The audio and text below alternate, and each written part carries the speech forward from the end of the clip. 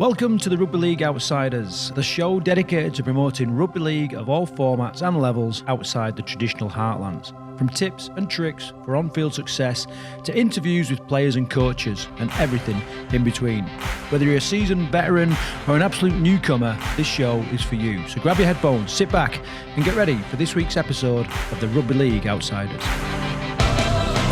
Okay, welcome to another episode of Rugby League Outsiders. My name's Craig. My name's Carl. We've got two great guests this week, and we've gone for very much a referee theme. So, lads, thank you very much for turning up and joining us. We've got Mark Austin and Lewis Collins, both Midlands-based referees. We're going to discuss their journey through rugby league and how, and maybe more interestingly, why they became referees. And we'll also tackle our 6 news stories from around the Midlands and the broader game, including the first ever women's head coach at North Wales Crusaders, which is a great story. Yeah, fantastic. To be talking about. And also great news for wheelchair rugby league fans in the Midlands, specifically in Birmingham. So Carl's going to share that with us. Before we get into that, though, I'd just like you both just to kind of introduce yourselves briefly. Tell us kind of what you do and what brought you through rugby league to this point now. Yeah, brilliant. Okay, hi, I'm Lewis. I live in Shrewsbury, lived there for past 10 years. So yeah, I guess interesting journey really into rugby league. I grew up, like a lot of people in Cornwall, playing rugby union, where rugby league is a swear word and just doesn't exist. So yeah, played union for years and years, right up through. I was playing, decent level schoolboy rugby at Welbeck College. Played at uni, and I actually got into refereeing union when I was at university quite seriously. So I was refereeing like Bucks, university rugby. Really enjoyed that, and that was probably my serious foray into refereeing. And then obviously left university into the real world, and kind of left things I suppose for a few years and didn't really have any involvement in rugby. And then, so I guess, with the lockdown, I think things changed for a lot of people, reassessing things and, right, what am I going to do whilst I'm sat at home? I've really been getting into rugby league. I was watching a lot of Super League. My family background, my dad's from Halifax, so rugby league kind of runs in my blood, even though, God's country, yeah. Kind of runs in my blood. I was saying to Carl the other day, my great-grandma was really involved with Halifax Rugby League, knew all the players. And I'd kind of, in the background to everything, had been watching rugby league from a distance, as it were. So when the RFL, I think I saw it on Facebook, actually, interestingly, they were running a course. And obviously at the time, during COVID, it was all virtual. So I thought, well, why not give it a shot? I don't know why. Just seeing the refereeing in Super League, I'm like, I fancy a bit of that kind of thing and being a bit ambitious. But so signed on with a course which was virtual and online. So I did that in 2021. And do you know what? And we'll go on to it a little bit more. But what was great was that course. There was probably about 80 guys on it. So great for scooping up as many people as possible. But, like Ben Thaler was on that course, like sort of chipping in. And, how great is that you had a Super League referee kind of right down, at the coalface, as it were, training community level referees. So booed him a few times from terraces. Well, exactly. I think everyone was more in awe of him in at that time rather than shouting at him. But that was great. So 2021, I started refereeing in the Midlands. Obviously being Shrewsbury based, I was refereeing Telford Raiders a fair bit. I've refereed kind of all over the Midlands really. This summer coming up is my 3rd season refereeing in the Midlands. And I guess aside from that, the past year I've also been coaching with the Shrewsbury Lions. So I know you had Alex on as a guest last week, so I coach with him. Link there. Yeah, exactly. Yeah, it's like you're professional. Exactly. I linked it in nicely to last week. So I also coach the under-8s at Shrewsbury Lions. Thoroughly enjoy that. I mean, how did I get into that? Well, basically, I took my 7-year-old lad up, so he was playing Diddy rugby, and the perfect story as Alex was describing last week. So my lad went up to Shrewsbury Lions. I think the first week I stood there on the sidelines, I was a bit like, getting a bit itchy and like, I don't really want to be stood in the howling rain from the sidelines. So I text Alex like that evening and went, need a hand.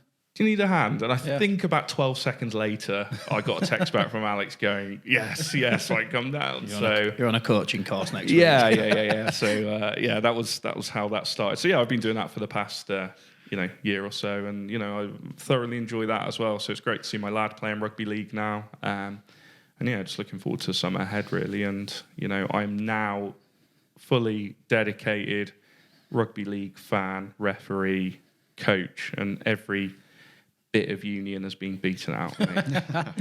Well, Lewis, thanks for joining us. We'll chat to you again, like I said, later on. Mark, over to you then. So, what has been your journey through rugby league? Yeah, so I grew up in Widnes. I wasn't really into rugby league at all when I was growing up. I was really into football. I'm an Everton fan because that's like the closest football team to where I was growing up. And in the 80s, Everton were good. And then I started following them, then they weren't so good. But no, so I was into football, goalkeeper, and didn't really know much about rugby other than my eldest brother. He would come home from the rugby every Sunday and talk about how Widnes won again. And I thought, I quite fancy doing that. But no, I was into the football. So at that time, that is when Widnes again were becoming good. When Martin Fire signed, and then we became league champions twice. Again, I wasn't there watching them at that point, but at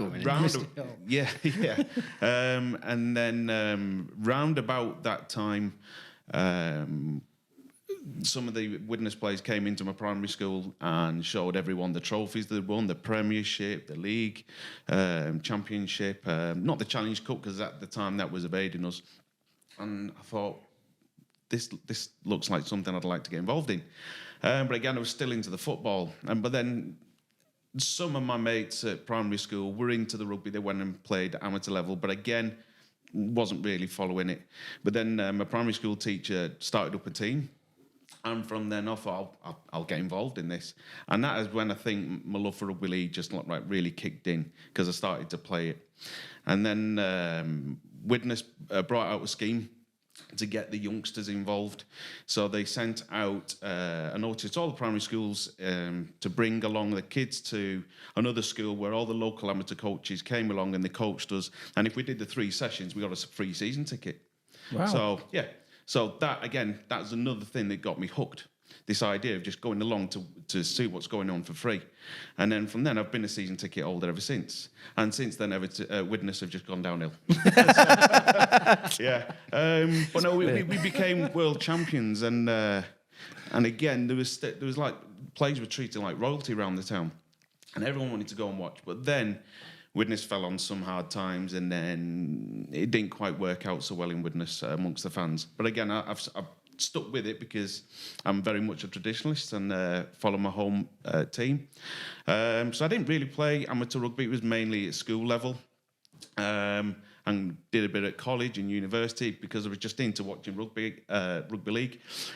Getting a season ticket all my life, and I went home and away all my life. Then I moved to the Midlands. It was only meant to be for 1 year. Got involved with Wolverhampton Wizards as they were at the time. Again, another team that didn't have a win before I went, so I tend to follow these teams around. But then again, I just settled in the Midlands, and now I'm here for good, I think. So became involved with the Wizards. Eventually became Wolverhampton. I know Carl used to play for Wolverhampton when the Wizards merged with the Warlords. Yeah. That was around about 2010. Something like that. Yeah. So, but again, they were fun times.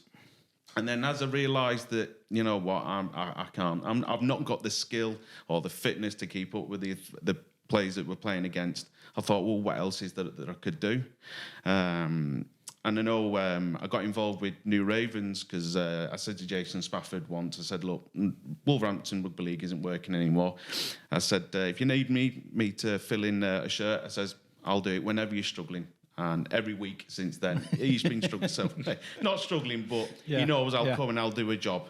But then it got to a point where I remember one training session, Jason said, we're really struggling for a referee on Saturday. There just doesn't seem to be the referees in the region. And I thought, that's not good. To develop the game, you've got to have people who are willing to put their hand up and say, I'm going to get this game on. So I thought, that's something I'd like to do. And one of the people that I used to go watch the rugby with, he got involved in refereeing in Widnes. And I thought, if he can do it, I can do it. So, and again, referees get a hard time, but without the referees, the games don't go on. So, so that's my story. Well, we originally set this podcast up to find passionate rugby league fans in the Midlands, and it sounds like we've definitely got two huge, passionate rugby league fans here. So I'm looking forward to chatting to you. Okay, so we're going to move over onto our set of 6. So this is 6 news stories from around the region and also from the broader region. So over to you, Cal. Okay, so story 1 is, we've already touched on it. North Wales Crusaders have appointed Wrexham-based Becky Davis as their first ever women's head coach. Welsh international Davis is a former Warrington Wolves player and has recently signed for Salford Red Devils. There's a bit of a quote from her here. She said, I'm over the moon. It's going to be an exciting adventure and I'm really looking forward to it. That's a brilliant story. Without getting too far into the refereeing side of stuff, I mean, the women's game's getting massive. It's growing rapidly. Are you looking forward to refereeing some of those games this summer, or will you get a chance? That's something I'd like to do. I mean, I've, like yourself, Lewis, I've been refereeing just a few years now, so I'm just learning how to not be a player and how to be a referee now, the man in the middle. But eventually, I'd like to build up and get a few more qualifications to go on to the women's game as well. I really think that's something the rugby league need to really get into, because I think at the World Cup, the women's game and the wheelchair rugby, it was a shining light for the sport. Yeah, definitely, I just totally echo what Mark was saying there. I think the inclusivity, in rugby league is a shining beacon, to sport in the UK as a whole. It's almost as it's not a thing, that a woman's been appointed as a head coach, and that's kind of the way it should be.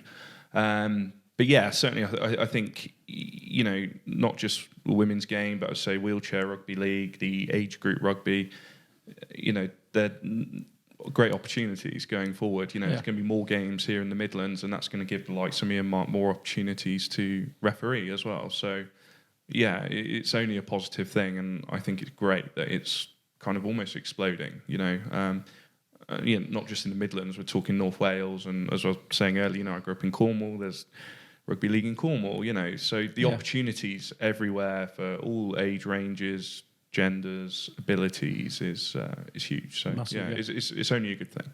But it seems like since we started this podcast, we've sort of mentioned the women's game almost every week, because women's and wheelchair every week it gets a mention. It's getting bigger and bigger, which will take me on to tackle 2, which is, it's not necessarily a story, this, but it's a bit of a rumour. So, is women's rugby coming to North Nottinghamshire? Sherwood Wolfhunt have put a few little snippets out, I've noticed on social media, hinting that there's possibly a new women's team coming there. And have you been trying to get amongst them, trying to get a bit more news out of them, Carl, like you do? Or? I'm working on it. And we we'll just look out. We'll look out for the guest coming on the show in a couple of weeks, so we'll go from there. Right, tackle 3. Birmingham Bulldogs first team training will start on the 22nd of March. 7:30 p.m. Kings Norton Rugby Club. So anybody 16 or over who's looking to play rugby league in Birmingham, the dates have been set for their training. They're currently advertising for new players. Is that before or after the Raiders start? I'm just wondering who's getting the foot up. I've been looking actually. That's before. Is it? Yeah. There's. I think we announced Leamington's dates. They're all sort of starting end of March. Raiders are April. So they're coming to the party a little bit later. Yeah, we'll see how that unfolds when the season starts. The season starts. Tackle 4. 3 Rugby League Outsider teams have made it into the 4th round of the Challenge Cup. We're sort of championing these teams now. Anybody outside the Heartlands, they're now officially a Rugby League Outsider team. So, yeah, 4, they made it through the next round of the Challenge Cup. So, North Wales Crusaders, they beat Thatto Heath 18-10. Newcastle Thunder, they picked a win up against Stanningley. And, of course, the Midlands Hurricanes beat Oral St James 19 points to 12. Which was a very interesting game. I don't know if anyone's seen any highlights or Twitter feeds. I think there were some tweets. Yeah, yeah. It was an old school slobber knockers. There was 2 red cards and 4 yellow cards in that game. It was 10 aside at one point. That's like 90s rugby league, isn't it? yeah. Well, it was in Wigan, so yeah. What else can you say? So yeah, I'm looking forward to the next round of the Challenge Cup. Well, it could be. I mean. Was it a red card either side? I mean, they're going to get bans, are they, or is it going to affect the next round? Well, it depends when the next round is, I suppose, doesn't it? Yeah, interesting. Yeah, so there's 2 community clubs still in the draw, a couple of Rugby League Outsider teams, and then so I'm looking forward. By the time this airs, the draw will have been made, so we'll see where it's going, see like who the Hurricanes have drawn and Crusaders. It'd be interesting. I'm hoping for their sake, they get a big team to join some big crowds. I was going to say, is it my understand some of the bigger teams will go into the 4th round? I can't remember exactly, but I think... For the next 2 rounds, it's just the championship teams and the other teams that won, and the Super League will come in, not the next round or the next round after that, it's the one after that. Oh, is it? So it's still a way off yet. The West Warriors played Widnes at the weekend. I didn't get up to see Widnes, but the result suggested that it was really one-sided. But I don't think that mattered in this context. I think it's just the experience for the West Warriors to go to. I mean, it was meant to be down in London, but they switched it to Widnes, and for them, it's just the experience of playing in a stadium like that and against the opposition. And I know a lot of Widnes fans didn't have a clue who West Warriors were. Yeah. They didn't even know they were from London. So, but now they've done some digging and delving. I suppose they're like, in the community game, I think they're going to be every Widnes fan's second team. Oh, really? Yeah. So, yeah. Yeah, I saw the photograph of both teams together, and they were socialising on the pitch after the game. Yeah. And I saw West Warriors' Twitter feed. They put something like their Twitter followers were up like 420% in 1 week. So, great news for them. Tackle 5. Telford Raiders ex-player Josh Hodson scored 4 tries for Batley Bulldogs this weekend. So he hit our radar, I'll say over the week. He was all over Twitter. Fantastic story. I say fantastic again. I say fantastic every week, but it is a really brilliant story. Brilliant.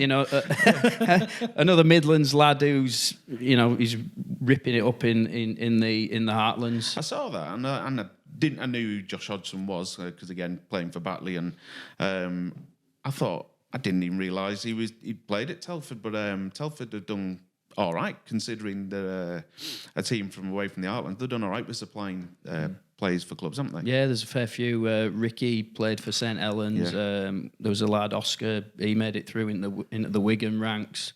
So, and isn't the one at Hurricanes Hayden Freeman? I don't know if he's a Telford lad, but I tell you, there's a lad at Lee. In fact, there's 2. Yeah, there's a lad at Lee. There's a lad at Lee. Yeah, there's a few. My mic's dropping out again, but they've supplied a few to like the semi-pro, pro ranks. And I think there's quite a few teams from Nottingham as well. They've had quite a few players come through, which we've got to keep investigating, and we'll keep championing these people. Yeah, definitely. So, Tackle 6, biggest story of the week, this one. Wheelchair Super League is coming to Birmingham on April the 15th. So, this year they've sort of announced almost 4 little magic weekend sort of thing. And there's going to be one in Manchester, one in London, one in Newcastle, which is going to be the same time as the magic weekend. And then there's going to be one in Birmingham. So, the fixtures that are going to be taking place are going to be Halifax v Wigan, Wyre versus Hull, and London versus Leeds. So I think that's something we'll definitely get around to watch. I think it's going to be really interesting. And again, it's just the success of the wheelchair rugby. Everyone's now looking forward to it. The Leeds players, I noticed they had their season launch this week. All of a sudden, the wheelchair players have now got the names on the backs of the shirts because we all know who they are now, for the success of the England. I think that was incredible, and then we just touched on it in terms of inclusivity and things. That the World Cup really showcased, I think, the equality in the game, which if we get onto it later and things, one of the reasons we probably love it so much. And when I saw those fixtures being released, I was just thinking, I absolutely going to take my son to Birmingham to go watch those games because we watched it on TV because they showed the World Cup final on BBC One, and there's 4,500 people down in London.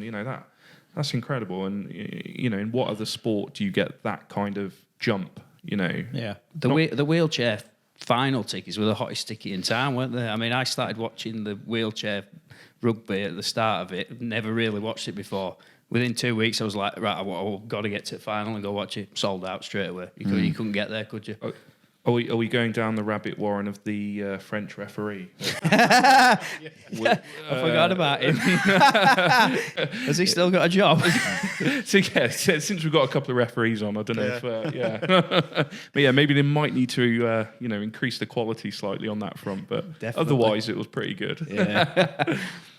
That's the set of 6 for this week then. Okay, so this is the part of the show that we call the handover. We've done our 6 tackles, now we'll hand over to you, and we kind of dig into your careers, your time as referees, and get a bit of an insight into that. The obvious place to start is kind of what inspired you, and what are the reasons for becoming a referee, and ultimately, we don't do anything unless we get something back. So what is it that you get back from refereeing?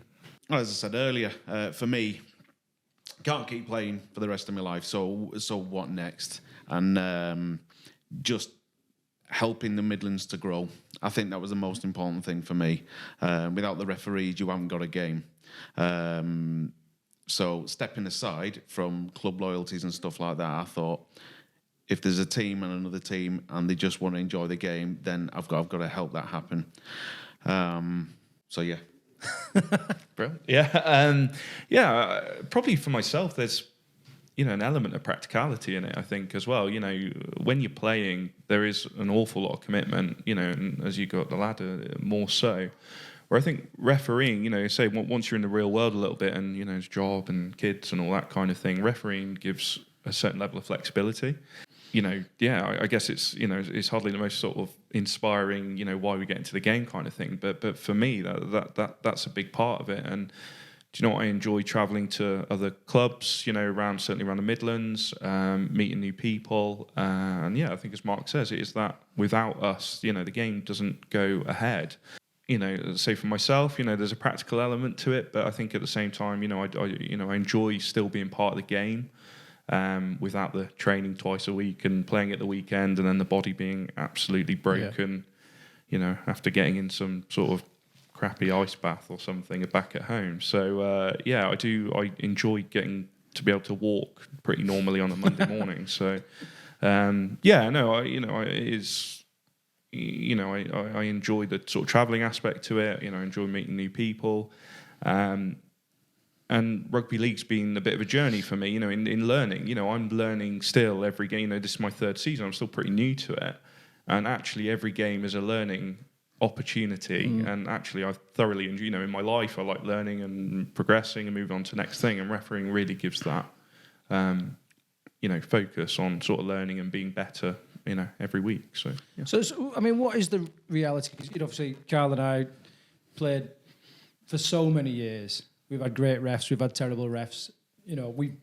I've had terrible moments with refs. All this kind of stuff. It must feel at times like it's a bit of a thankless task, and that you're like, whatever. Why am I giving up my time? You know what I mean? And how do you kind of overcome? Is that reality? Is that true or? I've never experienced that in rugby league where you feel it's a thankless task, even when you can't have ref me too many times. Well, I'm really trying to tiptoe around this, Carl. But you've always been, the few times I've refereed, but there is, even when you're frustrated, even when the decision hasn't gone your way. Do you know what? The decision might not be right, by the way, in the grand scheme of things, but there's always been a level of respect. I think this goes for both codes, by the way. You know, it was the same when I was refereeing Union. You know, I don't think at any time you felt like it was a thankless task and what am I doing here and I don't want to be here kind of thing. It's certainly not like football, is it? No, exactly. You see 11 players running after referee. Yeah, and I think that's time. You know, when players are frustrated and they'll make a comment or they'll shout something out. You know, there's still that undercurrent of respect. Yeah, and I've never felt any different in rugby league. So it's not really something I've had to manage. And I guess that's probably some reason why we keep going. Yeah. Why we turn up the next week. So yeah. Well, right. So I wouldn't say it's a thankless task. I've looked at things from both sides of the fence, and I've been a player for X amount of years. And when you're a player, you're just one-dimensional. It's all about you and your team. And the only team that should be coming out of this in the right way is your team. You need to win. And if you don't win, then it's the referee's fault in a lot of respects. But I think that has helped me when I'm a referee. I'm looking at it from the point that team want to win and that team want to win. So I understand that. But it's not a thankless task. What I've thought is people have asked me, what is it like to be a referee? And the word I use is, it's lonely. Yeah. Again, because when I'm playing, I've got my 12 teammates. When I'm refereeing, I'm by myself and I've got that 13 players. And at our level, there's no touch judges, there's no in-goal judges, there's no video referee. You're going to make the decisions yourself. So I can really understand why some players might get annoyed with referees. But again, I'm now fully understanding of referees, and I will never criticise another referee, especially at our level, ever again, because I know how difficult it is. Yeah. Referees don't go out there to make lives a misery. Some might have some sort of agenda, I don't know, but from my point of view, no, I'll just judge what I see. And if people don't like that, I'll say, right, there's a flag, help me out here. So, do either of you get nervous before a game? Because if someone said to me, I mean, I can have the biggest mouth on the pitch, I'll be honest with you, I can top sledge you. But if someone said to me, go and referee that match, honestly, I'd run a mile, it'd frighten me to death. So do you get nervous before you do it? Yes, is probably the simple answer, but it's also mixed in with a level of excitement as well. So I think it kind of tempers that nervousness. And I guess Mark might be the same. I've never been a player, by the way, of rugby league. I've played Union for years and years and years. I've never played a game of rugby league. So yeah, of course, there's an element of refereeing it for 3 years, or coming up to my third year. Every game there is still an element of nerves, but I enjoy refereeing rugby league that much that actually I get really excited. Keep going back for more. Yeah, when the appointments come out, you're excited when your name's down there, and those nerves go away. And I think, as I say, I think personally, there is that undercurrent of respect and understanding at the very core of it. On the surface, Carl, you might be, but actually, it's not the end of the world when, things don't go your way or whatever. It's the same for a referee, I think. Nervous and Have you got a particular challenging match that kind of stands out in your mind? Without kind of, well, you throw names out if you want, but I do. Yeah. This is an honest podcast, is this? And I'm not holding back. My first ever game, refereed, both sets of players understood. It was my first game, but I made sure they knew before the game, look, I've played the game for X amount of years. I watch it every week. And so that game went all right. Second game I had, I thought, I'll be all right here. And it was Telford Raiders versus Leamington. You weren't involved in this, Carl. Thank God. There's a pattern. You weren't picked for that one. But it was a brutal game. It was a real step up, because the first game it was Nottingham versus Leamington, but it's sort of like second string teams.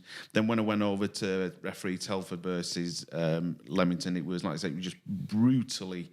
It was just another level. And I thought, I'm going to have a job controlling these players here. I mean, it's not my job to control them. It's my job to make sure they're happy enough to play the game. Yeah. My job to make sure they're understanding rules, make sure they're respecting me. But that was difficult because there was a few moments and I thought, am I going to have to get into my back pocket here to get a card out? And I thought, I don't want to do that. But thankfully I didn't. There was one point I thought, I'm going to show, and I thought, no, I'm not. I'm going to try and manage the game. But there was characters in the game. Characters that haven't played much rugby league, played a lot of rugby union, so they needed a lot of coaching. So rather than pointing the finger and say, look, I know the rules here and you don't, coaching played through it. They respected that. And the players that I've played rugby league for a lot of years, if you just explain things to them, then there's a mutual understanding. So I got through the game that way, but it was just the way the forwards were pounding into each other and there's so much aggression, there was niggling. I thought, I've a bit enough more than I can chew it. But they're just learning experiences at the end of the day. Yeah. I mean, I totally echo there. I think some of the games we referee is sometimes a coaching session as well. You know, that you're almost...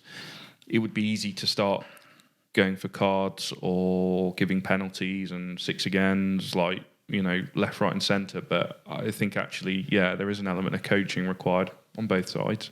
But that does tend to control games better, I think, you know, and as you go on and you referee more games, I think you find that, you know, there's that understanding again. Do you know what I mean? And I think, again, there's that undercurrent of respect that comes from both ways. So, I think probably that's a good way of managing a game, actually. But Right, gents, quick question. In a game, then, do you aim to stamp your authority in the first couple of minutes in a match? And I'll tell you where I'm coming from with this one. 1987. No. As a player, the first thing I do in any set of six is I always test the referee out to see how the referee's going to play a game out. So you make a tackle first, set of six, whatever. I always hold down that little bit longer than I would normally. Yeah. That's part of the game. Just to gauge where the referee is and how the game's going to be played and at what sort of speed the game's going to be played. So, as referees, do you try and stamp your authority early doors just to lay a marker down? Me personally, no. Right. I try to let the teams just suss each other out, embed in, and I won't give penalties. I'll just coach them from behind and say, I'm watching this, I'm watching that, stay away from there, and so on. Because I've played with referees who have gone out to stamp their authority, and it just winds the players up, and the game becomes messy, and you have a lot of back chatting at the referee. So again, from a player's point of view, I've learnt the sort of things that happen when a referee stamps their authority. But again, maybe in the future, when I become a bit older, maybe I will try and do that a bit more. But again, I need to think about the player's perspective here. They don't want a referee who's got an agenda of, I'm in charge, I'm the person that you need to respect here. It's all about mutuality as far as I'm concerned. Yeah. Yeah, I think if you start doing that, and like, Carl, if I pinged you on tackle 2 or something like 12 seconds into the game, we're kind of negating the whole reason why we love rugby league, which is free-flowing, fast rugby.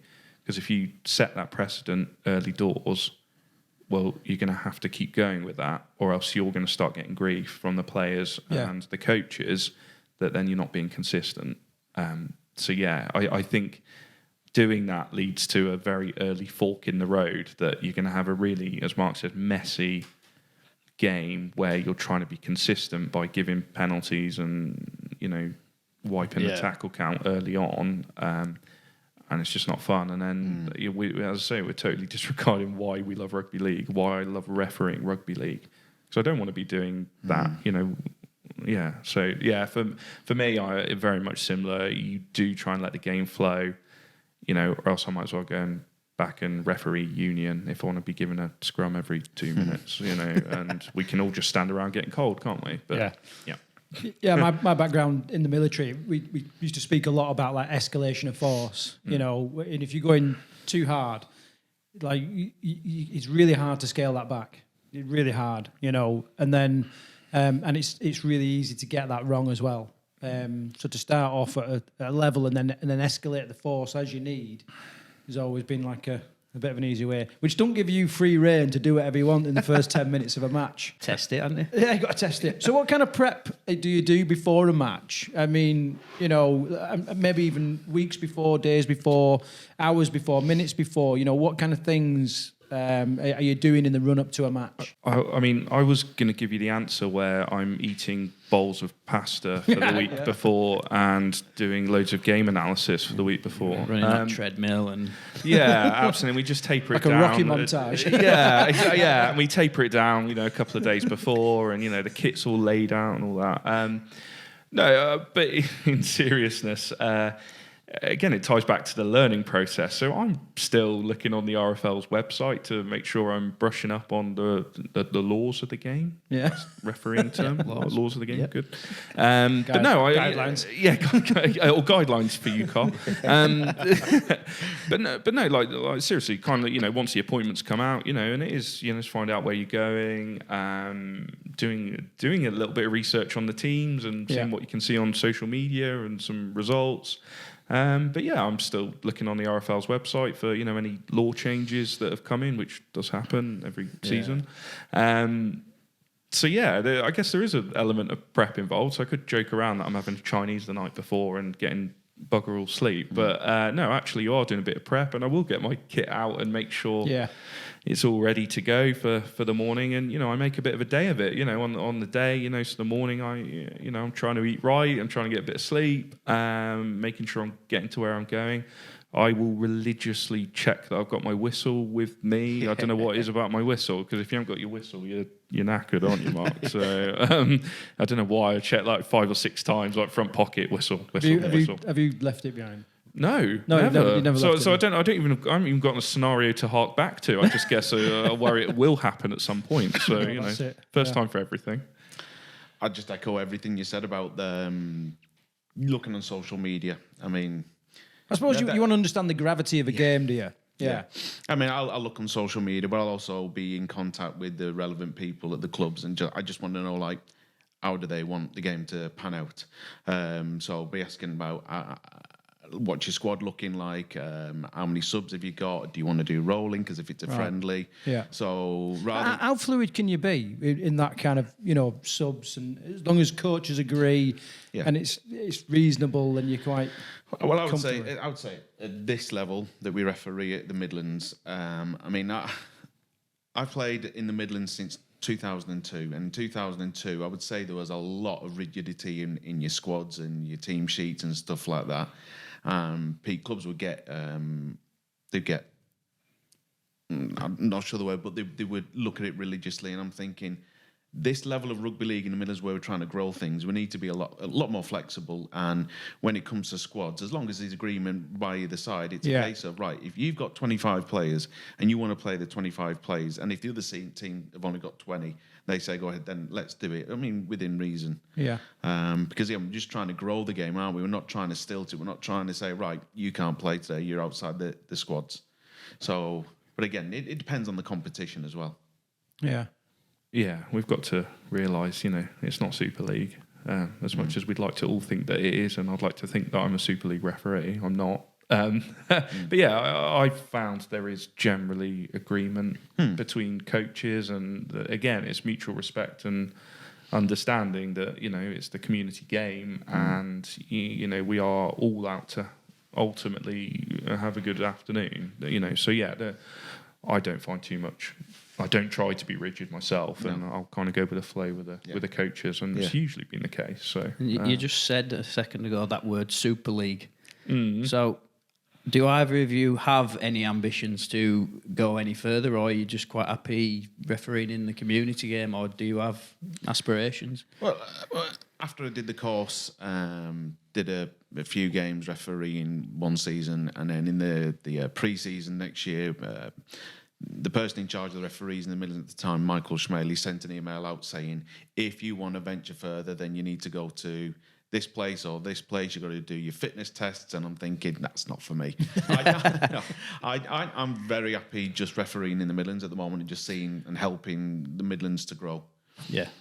That's a really good question, actually, and people do ask it occasionally. Do Do you know what? I would love to referee in the Super League. You watch it on TV and you go, I would love to do that. And I think what's great is that you see, even in the few years I've been involved, where that progression is, that's really important. I think if you see the progression, it can also give you the ambition to go and do that, and you see a realistic path, which might not be the case in, say, rugby union or football. Do you know what? For myself, I think now I've hopefully established myself a little bit in the Midlands. Realistically, I'd probably like to go on and referee conference, National Conference League, and then maybe touch judge in League One in the next sort of couple of years, potentially. I think it's realistic. Am I good enough? Now, there's a good question. I don't know, and that's for other people to decide. But in terms of my ambition, yeah. And then kind of see where it goes from there. It's just, I think what's really important is there is a realistic path. And I think it's kind of already been said that, you know, it's offered out to you if you want to do the fitness tests, you know, if you want to start going, you know, travelling a bit further for these games, it's there. So, yeah, I'd love to see what happens in the future. But realistically, next couple of years, sort of National Conference League would be good. But we'll see where it goes. I like the fact that it's like little old rugby league. There is, even though it's rugby league in the Midlands, there is still a standard. If you want to referee Women's Super League, if you want to referee wheelchair, there is a standard. But from what I can see, from the emails I get, is that there is a pathway. If you want to achieve that standard, then you can get there. Yeah. I mean, there's a referee in the north of England, and I remember going to college with him, playing rugby alongside him, and I've seen him on the referees' lists recently as high up as like reserve referee for Super League. I'm thinking, how's that happened? But there is a pathway. Yeah. And I do feel that if you want it, then it'll be provided for you. I mean, I suppose it poses the other side of the coin on that is that, you know, are people potentially being promoted maybe a bit early to these, you know, because we know there's an issue in terms of recruiting or more importantly, retaining referees in rugby league. And there's been stories like in the national media and stuff about, you know, retention of referees and prominent Super League referees retiring for various reasons. But I think, you know, if you read between the lines a little bit, you know, there is the potential that maybe there's that clear pathway, but, you know, is there are times where people are going up that a bit too quickly. I don't know. I just trying to play devil's advocate a bit that I guess the process needs to be rigorous at the same time, and the right people are, you know, going up the ladder and end up refereeing in Super League. So if you got someone that's like shows an interest, would like to be a referee, or at least give it a go, I mean, what's the routine like? You know, how do you go about it? I don't know about before COVID, but when COVID hit, I mean, you mentioned it earlier on, and I started to think, right, okay, am I going to be able to get back into rugby league? And that's when I started to look at refereeing, and I thought, in the future, that's what I'd like to do. And at the time of COVID, with everything going online, you think that might be a bit more difficult to get involved in, but now I think it's a lot easier to get involved with refereeing, because there's a lot of courses out there provided by societies that are done online. So you don't actually have to... So like in the Midlands, you have to think, right, I've got to try and find a way over to Sheffield, or I've got to find a way up to Widnes to get to a course. You don't have to now, because there's a lot of courses online. You just have to go onto the Rugby League website, and there's plenty of links there, or go into the different society web pages on Twitter and Facebook, and there's plenty of invites out there. And I guess it's like in any sport, you know, it's sometimes just biting the bullet a bit and, you know, finding an email address, or I think, you know, there's so much kind of out there on Facebook and things like that. And I think the RFL, certainly in Midlands, have been pushing courses locally. So, yeah, the opportunities are there. And I think COVID has given that opportunity to get more people in terms of doing virtual courses and then following up with a sort of practical element in person. I did you're supposed to do a course before it, online course, where it's all about your knowledge of the rules. And I remember doing this before COVID, and then I emailed someone at the RFL and says, right, what's my next step? And he says, right, someone will be in touch with you soon with a list of where the courses are.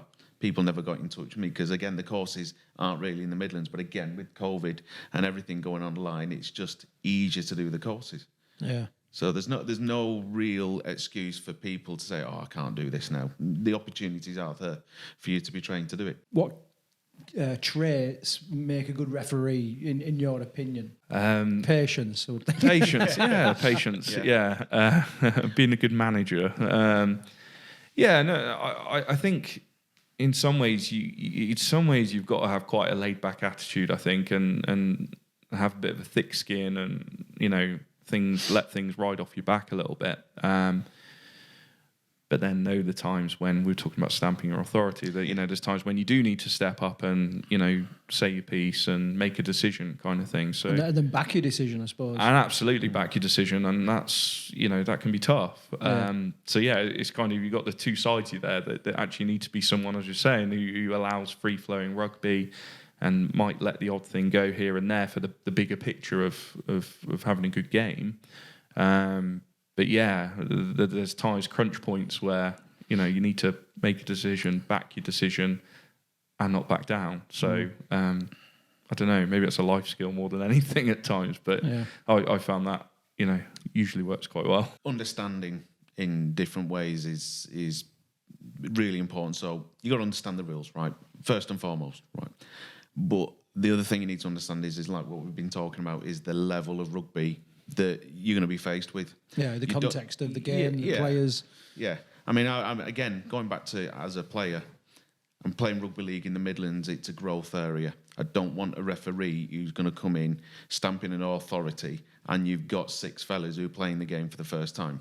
And that has happened before, and that doesn't help. So being a player, I think that has helped me a lot. So now I'm a referee, I can think, like I've said before, I want to understand the players. I want to understand the abilities of the different players. I want to understand what the clubs want out of the game as well.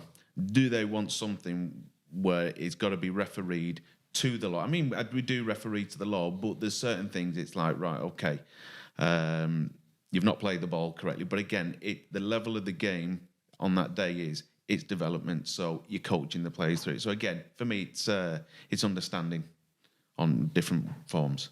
Do you think the best referees, because you're both different ends of the scale here, so do you think the best referees are people who've played the game, or people who haven't played the game but they understand the game? Well, here's me saying that I'm a fantastic referee because I played the game. That's not always the case. You can't say that, because there's plenty of good referees who haven't played the game to a professional standard, and they've become a professional referee when they're very young, and they've gone on to be like some of the great referees. But again, having an understanding of the playing background, it helps.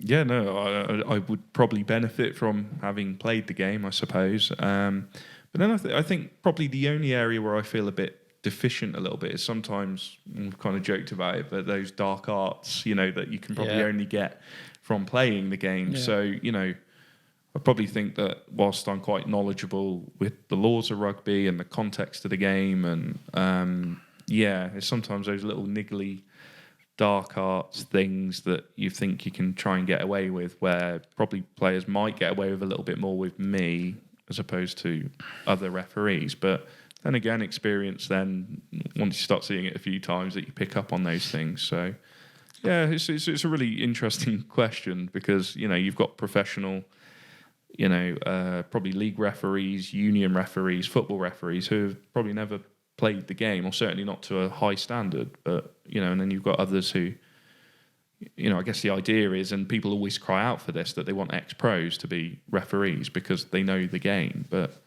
I think actually it's sometimes more the human qualities that you have that make a good referee. Good answer. The Rugby League, good answer. About 10 years ago, the Rugby League I remember they did ask for ex-pros to take up the whistle, because there was a lot of stuff going on, as there always is, about referees. So I remember you might remember a player called Jamie Bloom. He played for Widnes, South African, and he went on to play for Halifax and Huddersfield.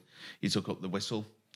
He did actually reach, I think, the semi-pro ranks refereeing them, but you're not seeing him since. And I think he's the only real ex-professional I've seen refereeing. because again, maybe they've realised actually what we were saying before. I think it's a thankless task. I need to stay away from it. So, yeah, I think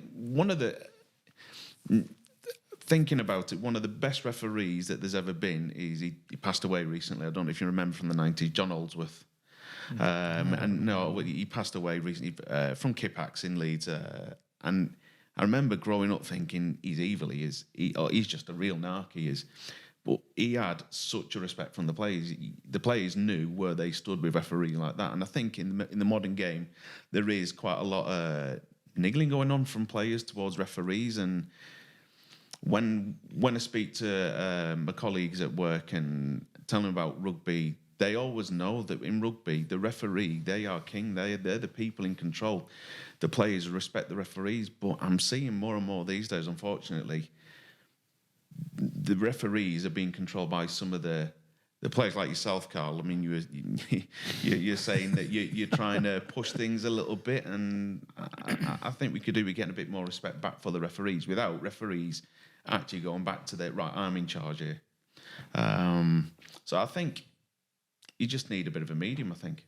Well, we're going to come on to go through our Super League prediction round in a minute. But last week we was talking about it, like, I think the rule changes last year hammered Super League, in my opinion. I was struggling to watch it. This year, I think we've nailed it. I think, the Saints Leeds games of the week, like, I had a lot of Saints fans messaging me saying we were robbed, you know what I mean? And I was like, I don't think you were robbed. I thought it was just immense, refereeing, and unfortunately, it didn't go your way. I really did think it was great. I don't know what your thoughts are. I completely agree. The game's flowing better this year than it has in years. Yeah, I think the Super League's brilliant this year. I keep saying it, but it's all about that understanding of these players and what they want out of the game. What do the fans want out of the game? They want to see a bit of biff, but they also want to see flowing game as well. They don't want to see a referee pinging every little thing they see. I mean, in the winter, I started to watch the American football a lot more. Didn't have a clue what was going on half the time, but I started to learn the rules. And when the referee holds the flag up or whatever they do, I'm thinking, what on earth have they found? And they're seeing every little tiny thing. I mean, I've played rugby union since I was 16. And I still don't know all the rules because there's so many little intricacies. And what I love about rugby league is it's quite a simple sport. Yeah, like easy, simple. But once referees start pinging you for every little thing, it's like, all right, okay, you're going to turn people away here. Out of the Super League refs, which ref would you say gets it right the most? Who would you say he's probably the top ref in this country? Liam Moore, definitely. He just... From my perspective, I'm probably quite wrong in this, but I do think he's pretty flawless. I think in his refereeing, people would have other opinions, I'm sure, on that. But I think the way he communicates with the players is pretty spot on. He tends to get a lot of the big decisions right. Utilises video referee correctly, his touch judges, in-goal judges. Just my opinion, it kind of epitomises what a rugby league referee should be, but So there's referees. I mean, I agree with what you're saying about both Moors. They're very methodical. They're very, where you stand with them. They're very much professional type of referee. But then you got like Robert Hicks. He's been in Super League for a long, long time and I think he does well because he's got that rapport with players. Yeah. But they still respect him. He's very vocal. So again, you got that referee with the report, you got the professional referee, and so I think there's room in the game for all types of referees, not just one person and their characteristics. Apart from the French referee in the wheelchair World Cup. But rugby league. Have you ever seen a performance like that? I missed it. I don't know. Craig, I was watching like in an absolute head in my hands. I was like texting whoever I could, going, "Are you watching BBC One right now? It's Friday night, BBC One. There's a fair few. They'd big this thing up, and other than that, it was great. And then, sort of towards the end, wasn't it? When because there was two referees. I think there was a Scottish referee, wasn't there, and a so French referee. they have a referee like a trail at and a either lead. end, Yeah. don't they? Yeah. Yeah, and this Scottish referee was kind of getting everything right and was being relatively neutral, and it was just that England were getting on top of France. That was it. It was nothing more than that. And it's when his hands started flailing and he's giving... He started doing all this sort of... And then the hands are going up and the hands are on the hips. And then the crowd started giving him some abuse and he started abusing them back. And I remember watching it thinking, are these like... Is this a comedy? Well, no, I thought...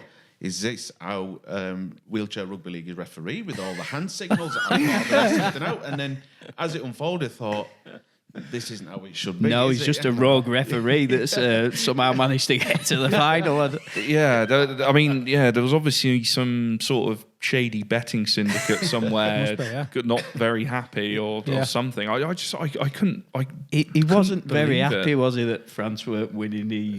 No, toys went out the pram, and it's one of the most unprofessional things I've seen in any sport. Exactly.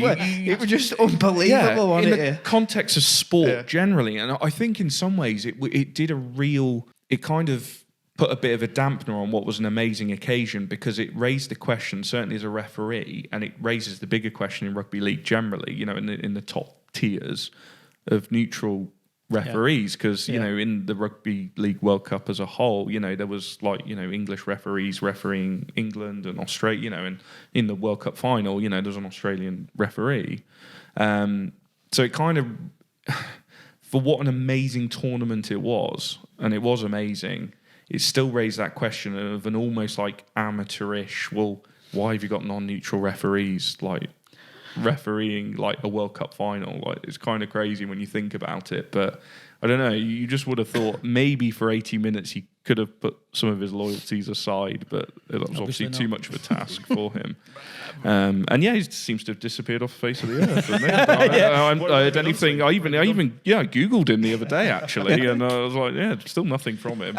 When I was looking at it, I thought, this does not look good for rugby league. But actually, looking, if England hadn't won, I'm thinking, right, that was disgrace. But actually, we won, great.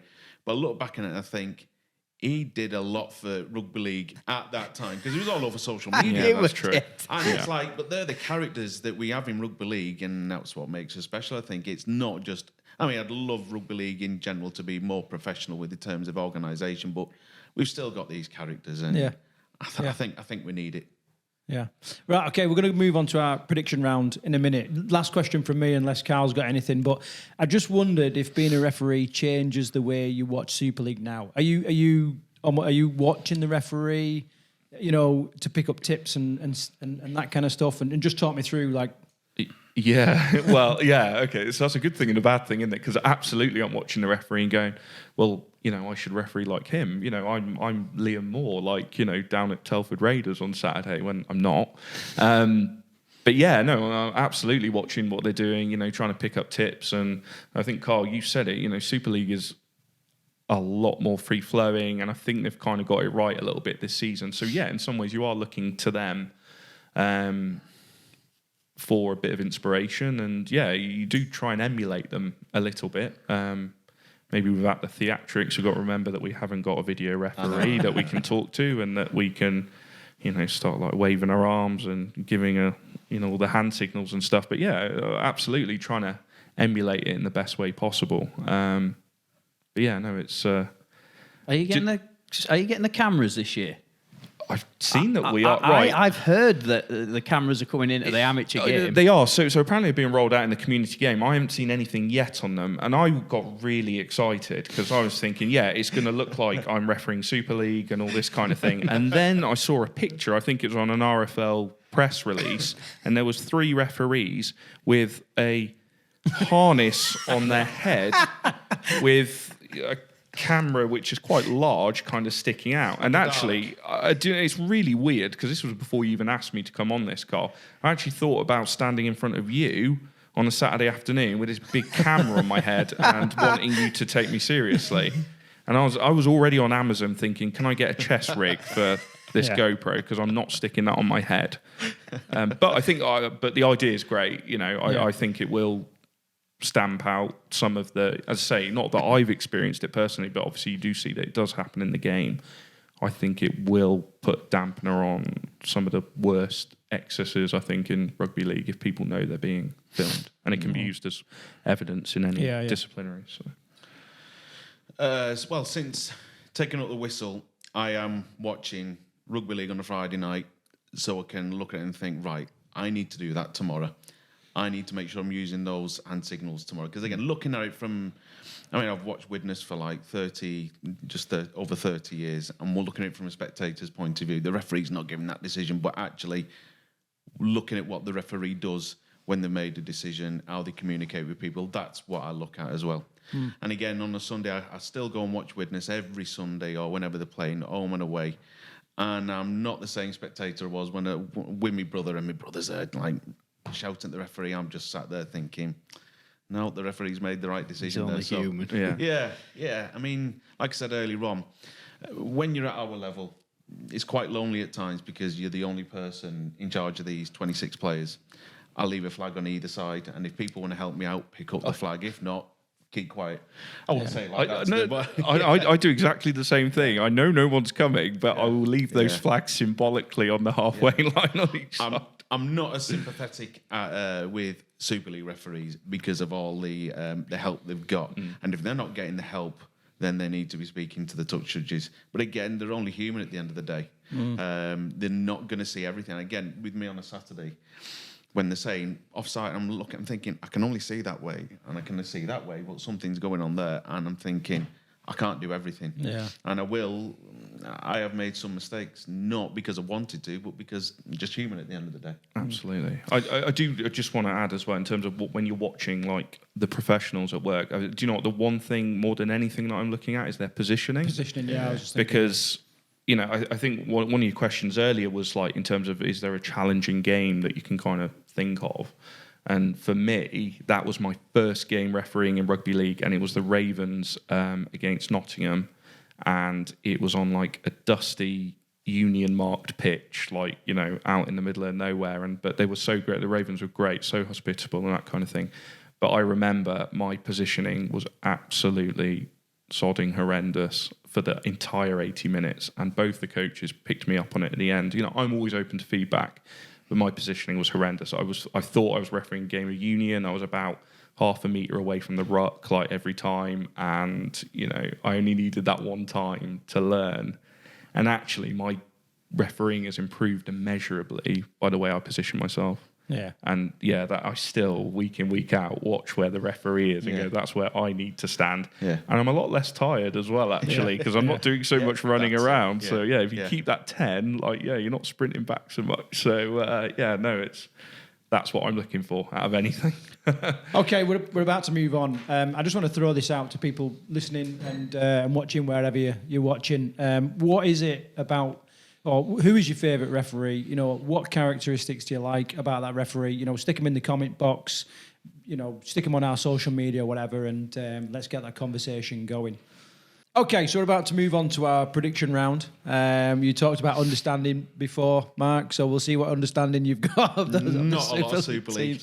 Well, listen, you don't have to worry too much because none of us are very good at it. So, well, you say that, Craig. You did very well. I was going to say, and I have been studying the results and the highlights for the past 24 hours. So, I'd like to think I'm in with a shout. Form guide. Well, you've got to beat Alex, so he got 4 last week. So that's you guys have got to get more than 4. I won't hear the last of it from Alex if I do dismally. So, yeah.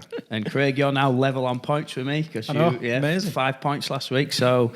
Right, the first game then is... That's fantastic. Stop taking piss. The first game is a Thursday night game, is Castleford versus Dirty Leeds. So Castleford have only scored 12 points in the last 3 games and are absolutely terrible. And are contenders with Wakefield for the bottom of the table, I'd say. And seeing as this is my section of the show... Craig, you're going first this week. I'm going to be watching it from that treadmill. That's where I watch all my rugby. I'll go on the treadmill and watch the rugby. But that's a Leeds win, and I think Leeds will win comfortably there. Because I said round 5 all along. Yeah, you did. Kick on. Yeah, it's going to be a comfortable Leeds win, possibly to 0, I think. Oh, really? Yeah, possibly, yeah. There's a lot going on at Castleford, isn't there? So, yeah. There is, but there's still talent in the side, so, who knows, but yeah, we'll see. It's a weird game because it's Yorkshire derby, and apparently form goes out the window, but I'm not sure if either team have got really much form at the moment, so it could be anyone's, but Castleford, they're going through at the moment with everything that's gone on off the field with Radford and the other players up to whatnot. But with Last taking over last week, you think that there's a bit of a honeymoon, but no, because he's always involved in the previous regime. So I don't think Cass will do much this week. They need a proper shake-up, but I think Leeds, they will always be there or thereabouts, and I think Rowan Smith, he'll have them sorted. So I'll go for Leeds. Yeah, I mean, one game that Cass always get up for is the Leeds game, isn't it? That's the one they want to win. They see them as their big rivals, but they look absolutely terrible to Castleford at the minute. They're so uninspiring. The players don't really look interested. Don't know where they're getting their first win from, to be honest with you. I remember watching them against St Helens, and you think, they've got some good passage player, and then they have a brain fart from out of nowhere, like with that try, and Mamo had a bit of a stinker as well in different games. It's like, you think you're getting somewhere, but in Super League, you've got to be on it all the way through the game, and Castleford just aren't. Yep, so I'm going Leeds as well. Clean sweep. Yep. Friday night, Huddersfield v Wigan. So Wigan lost to Catalan in what was the most uninspiring game of Super League this year, I believe. I don't know if you all watched it. It didn't hold my attention at all. No, so I spent all last week saying how good Super League was, and I didn't want to miss a single game. And then I watched that game on the Thursday night, and it was absolutely dire. So Wigan lost to Catalan. And then Huddersfield, they picked up a win, obviously, against Cass. Huddersfield 4th in the table at the minute. Who have you got? Oh, it's me again. Yeah. There was a guest first. No, I changed it. Who do I follow? I can't copy anybody. All right. That's why I think I've changed it up. I'm going to say Huddersfield win. I think it's Huddersfield narrow win. It's at Huddersfield. Yeah. Is it 3rd against 4th, isn't it? Yep. I believe. Yep. I'm going to go Huddersfield. I don't want to be boring here, but yeah, I think Huddersfield are going to do it. I like Ian Watson. He trains players really, really well. And when they got beaten the first round, I thought there's still more to come from them. We're going to really surprise me. I don't know what's going on, but I think one day they're going to smack a team. I really do. Yeah. I'm not going to say they're going to smack Huddersfield, but I think their time will come. So I'm going to go for Wigan, but not by much. Right. Yeah, I think on the back of... So Wigan, they played dreadful one week and then they come back the next week. So they were uninspiring last week. So I'm backing them to come back this week. I think Wigan might just tip it. So, yeah. Right, next one. This is 10th place, St Helens versus Hull. Yeah. So, Saints a very surprising loss last week to Lee against Hull, who lost. Well, they got an absolute battering, didn't they, to Salford? So Hull 9th in the table, Saints 10th in the table. Didn't think I'd be saying that. I'm going to say a Saints win. I think they'll just pick it up and crack on again. I think this is the week. Yeah, I am. As I was saying just before we started, I am the world's biggest plastic Saints fan because I just love watching their style of rugby league. I watch them religiously, and I've just got to say it. I don't care who they're playing; they're going to win. Right. Saints have had a tough time recently, since they've come back off the plane. Hull, no matter what coach they've had in Super League, they'll hammer a team one week, and then the next week it's like, where on earth has that performance come from? Even I thought with Tony Smith, I thought they'd have sorted that out, but obviously they haven't. So again, are they going to come back and smack a team who were on the uppers a little bit, or are Saints going to show the true form? I think Saints will snatch this one. Yeah, I think we'll see a much improved performance by Hull, but I still think Saints are going to be the team back this week. I mean, world champions, no less. So world champions who lost to. They lost their shit against Leeds. They lost to a small town in Wigan last week. The Leopards. Warrington v Lee then next. Lee 7th in the table. This is at wire. Obviously, Warrington are doing very well. They haven't lost yet, top of the table. I think comfortable win to Warrington. And we all said that last week when Lee was playing Saints, remember? Yeah, I know we did. But Warrington are on fire and Lee have had a couple of lucky weeks. I was going to say, part of me thinks that what's going on at Lee, who are kind of middling at the moment, is it going to tail off? Warrington again, let's speak about being a plastic fan, are probably my second team. I like going up there and watching them. So, yeah, I'm going to go comfortable Warrington win, I think. I think Lee, no matter what happens this season, they'll be entertaining, both on the pitch and off it with their owner and everything that's going on. They're really doing something special in Super League. It really pains me to say, being a Widnes fan, and I cannot stand Warrington, but I don't know. It won't be their year, but I think they'll just come through with a win with this one. Yeah, I think Warrington. Just quickly though, did anybody see Derek Beaumont's tweet to the Steve Prescott Foundation? And bless him, he even tried to dig himself out. It's like, just stop. In true Twitter fashion, I can tweet my way out of this. Yeah. He's a character, isn't he? Another rugby league character. Saturday is Catalan v Hull KR. So Hull KR, another team who were a bit hit and miss there. Two wins, 2 losses, sitting 6th in the table. They lost last week to Warrington. And then Catalan, obviously, they're top of the league, haven't lost yet, picking up that win against Wigan. I'm struggling to call this one. I can't... It's at Catalan. I know, and that's the only thing that's kind of swaying it for me. But I'm going to go for a Hull KR win.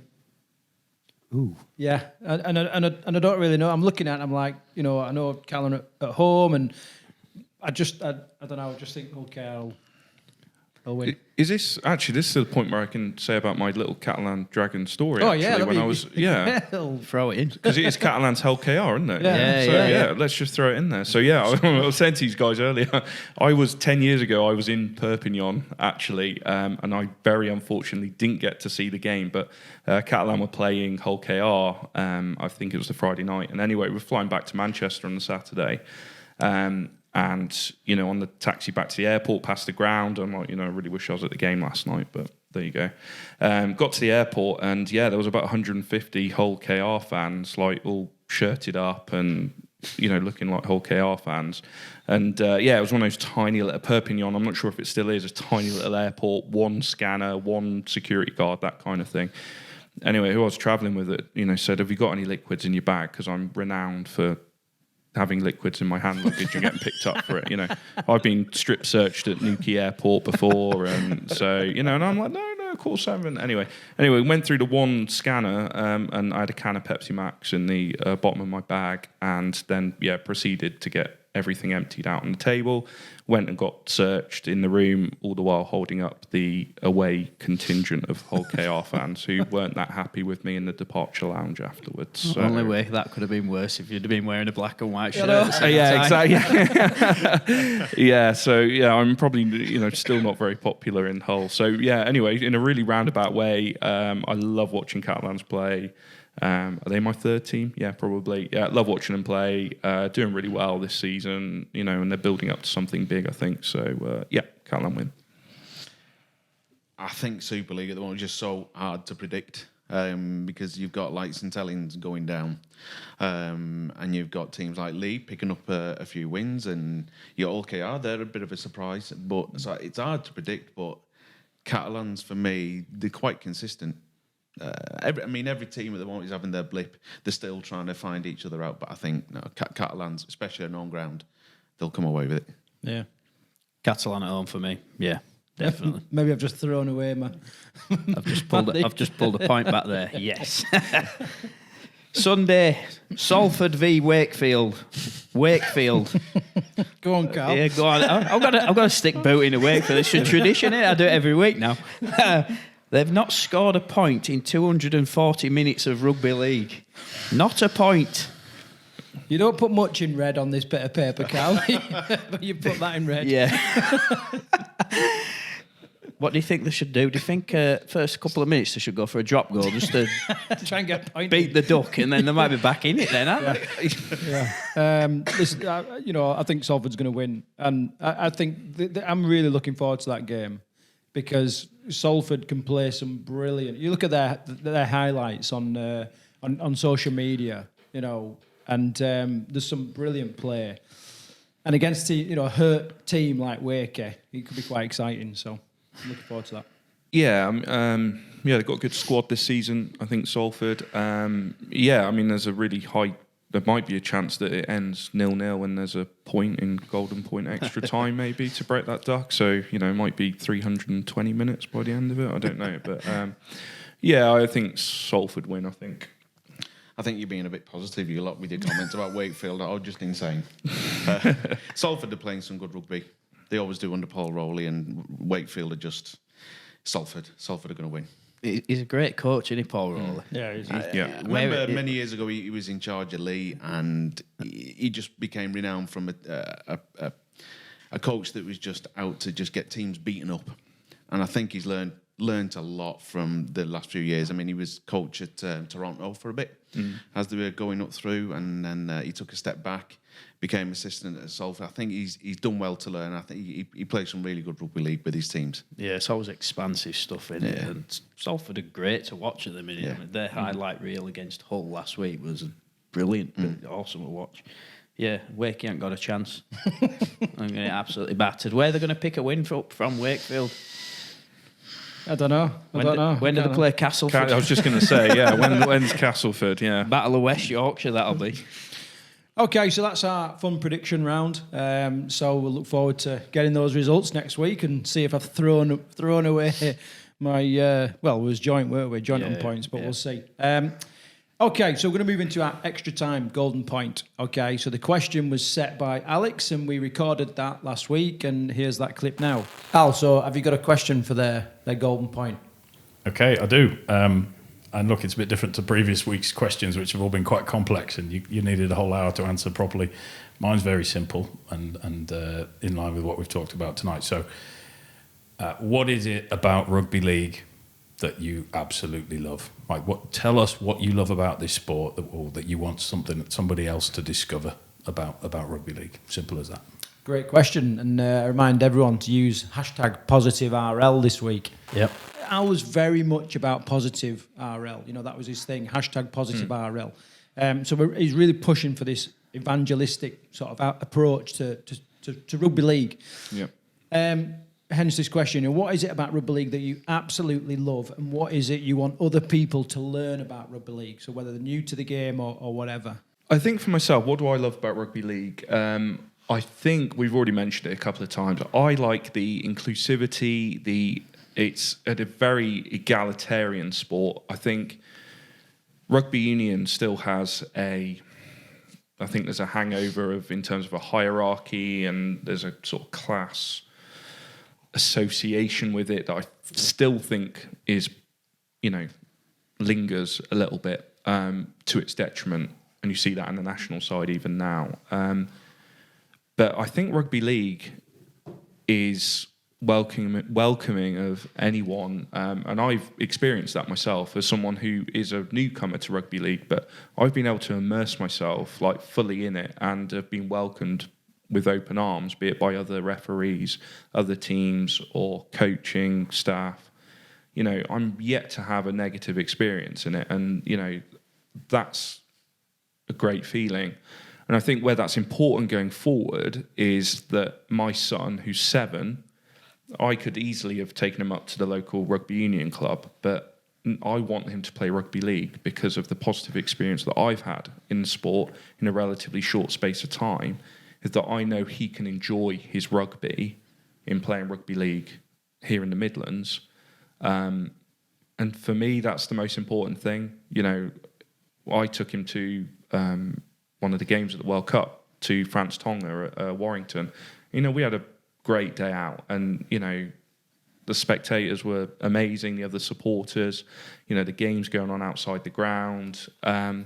You just felt it, that inclusivity, and anyone can get involved. And it sounds a bit mushy and cliche, but it's true. And for me, that's what's really important. Is positive experience I've had is now rubbing off onto him. And yeah, I just want him to enjoy his rugby. And for me, rugby league is the way forward with that. And that's all I want. I just want him to enjoy his rugby. You know, I'm not too bothered about winning, losing, whether he's going to be a professional or whatever. I just want him to grow up enjoying rugby, and rugby league provides that, I think. So yeah, that's really, important to me. And yeah, Perfect answer. Great answer. I love absolutely everything about the sport itself. I mean, in the Midlands now, I'm still all about... I play rugby union more often, but I still love the rugby league. That's what I was brought up on eventually. Maybe I wasn't brought up on fantastic rugby for most of it, but no, I just love it all. But some of the things that you mentioned, the inclusivity. So if you think about rugby union, you go away and play rugby union. If you don't have a front row, you can't have a scrum. You need these three specific players to form the front row. You need specific players to play inside centre or outside centre. With rugby league, it's you normally play prop. Well, this week you can play loose forward. You play wing? Well, this week you can play centre. And I think no matter what position you play in rugby league, you can adapt it to other positions. So yeah, inclusivity in terms of everyone can play. And it doesn't matter if you're normally... Because in rugby union, if you're a prop forward... that is what position you're going to play. And if you've got three other prop forwards and another three prop forwards, then they will just have to rotate in the front row. But in rugby league, it's what you need a breather in the front row. Right, you come off, and this player who non-plays second row, they can play in the front row. They'll just give it the best shot as well. So, yeah. And like I said earlier on, rugby league for me, it's a simple game. It's not complicated. So... it's easily, people coming from rugby union to rugby league, they pick it up really quickly. Other things I just love about rugby league is the family spirit. We're a small sport in comparison to a lot of other sports, but we're quite protective of our sport. So when something happens in our sport that we need to gather around people, that's what we do with the Kevin Sinfield, with Rob Burrow. So again, that just encapsulates what rugby league is about for me as well. Just the family side of it, the community side. Great. Both great answers. I think, that sums up, like you said, Alex, about that sort of evangelical kind of, positivity in rugby league. I think the recent World Cup absolutely summed that up to a T, with the men's, the women's, the wheelchair game, the stadiums it was played in, the coverage it received, the positivity around that, the legacy from that we're seeing money filter down, to, let's say I coach with Shrewsbury Lions, the money for the equipment that we're getting there is, I think it just summed up that positivity in rugby league, like just massive in that one event. I'm yet to see... a tournament that kind of almost got it so right within the context of its popularity, but actually managed to project itself on the national and world stage in terms of punching above its weight massively, because it exuded everything positive about rugby league. And as we've been saying about family spirit, all that kind of thing, I think that was just projected massively. I think it was almost perfect, other than the French referee in the wheelchair final. And we're not taking a step back from there on out. No. Up we go. Up. And just to chuck in my story as well, that I was saying, I had my little list of stories I wanted to chuck in, but my girlfriend at the moment, my first date with her was the Rugby League World Cup final at Old Trafford. I actually procured some tickets, and instead of going for a coffee in Starbucks in Shrewsbury, we went up to Manchester and spent 14 hours together watching some quality rugby league football. No better first date than that. What? So talk about positivity in rugby league. I think she thought it was dull as hell. But yeah, we're still together. There was the answer. I was going to say, he's still together. Or was it a relegation? He did say it at the moment. So yeah, it was a positive World Cup all round, really. My lad got to enjoy it. I went on a first date at the World Cup final, and yeah, there was so much positivity from that. I think is to go forward now. Yeah, I mean, we could talk hours answering this question. It's one of those, isn't it? You could do a whole series on this question alone. It's a great question.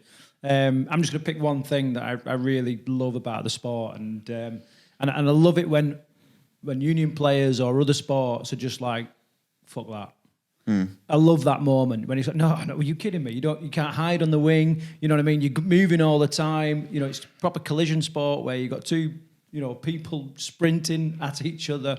No, that's not. And I'm like, yeah, that's exactly why I play, because I wasn't meant to kick a ball around and bloody pretend I'm hurt and all that kind of stuff. So I love that. When I moved down to the Midlands, speaking to the fellow who used to run Wolverhampton Wizards, and I said, why are we getting so many different players each week? He said the players, they do like the game. I said, so why aren't they coming back all the time? He says, because it's just too bloody hard. Rugby league is brutal. They're not used to this. Like I said, you can hide in other sports that you play, but in rugby league, it's like in American football, you can go through your whole career not actually touching a ball. In rugby league, you will touch the ball quite a lot in one game, no matter what position you play. Yeah, well, and you should do. You need to share the work, don't you? Otherwise your team get found out. So, I love that. I'm interested in what you've got, Carl. Oh, like you, I could say a million answers and probably could make a whole series of podcasts of what I love about rugby league. But I think the one thing for me, it just keeps me sane.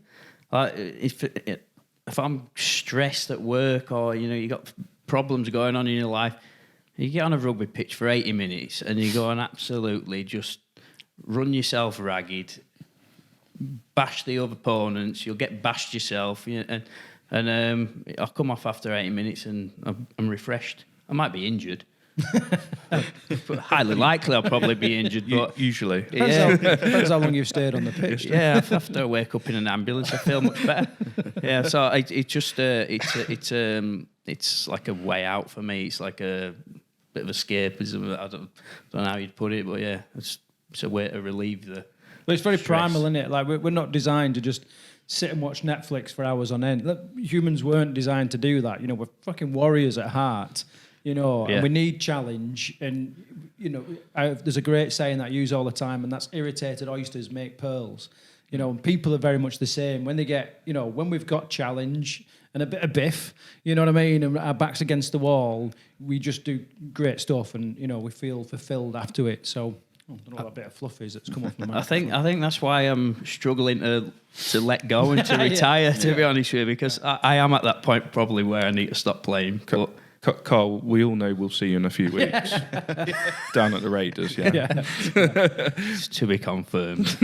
That's a conversation for you and your wife, isn't it? Yeah. That's the saying at the minute.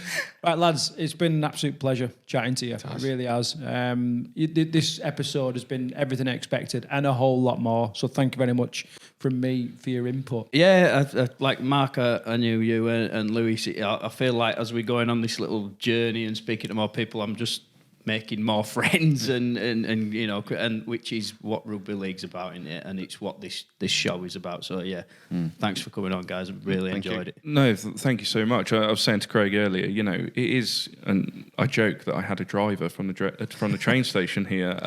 You did have biscuits, but the dogs ate. But the dogs ate the biscuit. I only came for the biscuits. But like in all sort of seriousness, it is that I'd say to anyone who gets invited or would like to come on this show and share their experiences, I think that you're made to feel like a rock star for a couple of hours, and it's great to share. But it's great to share those experiences. And I think, speaking to people sometimes off the field as well, because I've met Carl a few times on the pitch and stuff. But it's been amazing to sort of build that relationship off the field as well, and what we can do going forward as well. So it can only benefit rugby league in the Midlands more. So I fully recommend if anyone gets invited and wants to come on, come on and share your experiences. And I honestly thank you guys. I've really enjoyed it. I've been excited all day about it. So been amazing. You don't feel obliged to answer if you don't.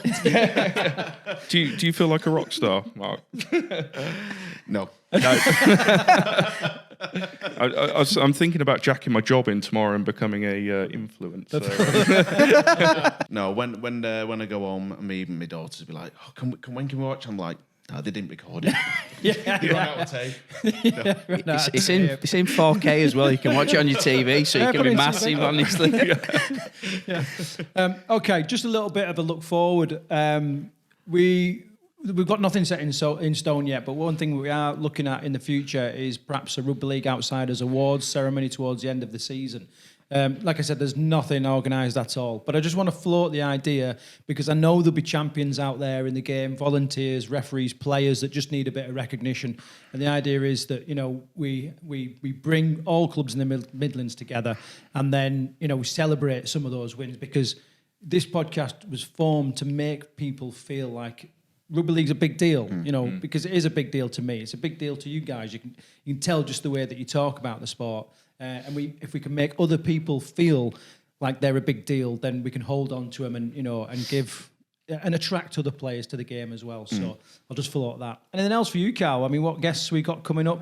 We've got Adam Bates from Sherwood Wolfhunt next week, and he has a wealth of knowledge within the Midlands and international. So yeah, I'm looking forward to next week. Yeah, he's one of those players where we get little tips all the time. You need to speak to this person. You need to speak to this person, and he was one of the first, wasn't he? Like that. You've got to speak to him. More than one time he's been sort of recommended. No pressure. Well, I'm still surprised I got a text. I was like, Carl, have you texted the right person? Just put it out there as well. If I haven't responded to anybody, I do apologise and I will respond to everybody because my inbox is quickly filling up. It's a bit of an indication. I don't want to drag this on too long, but we're speaking to people in Toronto, in Canada, up in Edinburgh, down in Cornwall, all over the place, and I think it's just going to become more and more popular. So hang in there if you're waiting for a reply, or we will get in touch eventually. Yeah, definitely. Okay, thanks again, gents. Thank you. Like I said, look forward to our prediction. See how we do with our predictions. And until the next episode, take care. Thank you. Cheers.